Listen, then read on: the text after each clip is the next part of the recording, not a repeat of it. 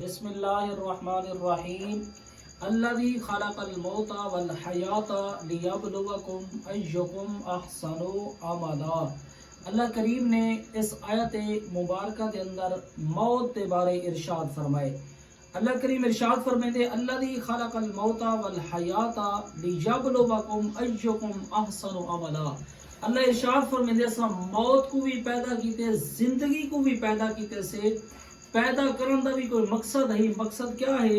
ایکم احسن عملا۔ اللہ ارشاد فرمیندے کہ اساں موت تے زندگی کو پیدا ہی واسطے کیتے کہ اساں اپنے بندیاں دی ازمائش کرے سوں کہ چنگے عمل کیڑا کریندے تے برے عمل کیڑا کریندے۔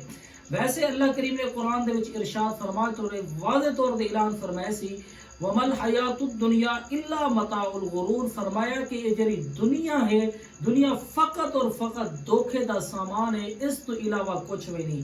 انسان کو چاہیے کہ موت دی تیاری کردا رہ ونے۔ ایویں ہی صحابہ کرام علیہم الرضوان انہاں دی موت دی تیاری کیا ہوندی ہے؟ او فرمیرن کہ جس وقت صبح تواڈی زندگی دے وچ تھی ونے تو شام دا انتظار نہ کرے، جس وقت شام تھی ونے تواڈی زندگی دے اندر تو صبح دا انتظار نہ کرے۔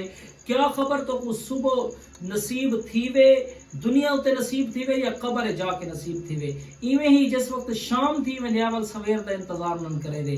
ایویں فرمیندے ہیں کہ جڑی اللہ نے تو کو زندگی دیتی ہے، اس زندگی دے اندر چنگے عمل کر گنو۔ فرمایا کہ جس وقت بندہ دار فانی تو چلا ویندے ول فرمایا کہ اعمال دا سلسلہ منقطع تھی ویندے، ختم تھی ویندے۔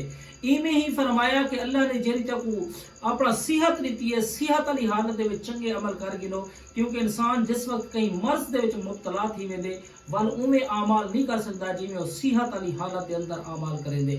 تو ساکو اللہ پاک نے زندگی دی دولت نال مالا مال کیتے، ساکو بھی چاہیے کہ اساں زندگی دے وچ اپنی آخرت بھی سنوارو، اپنی قبر بھی سنوارو، او کام کرو جن دے اندر اللہ دی بھی رضا ہوے، اس تے محبوب علیہ الصلوۃ والسلام دی بھی رضا ہوے۔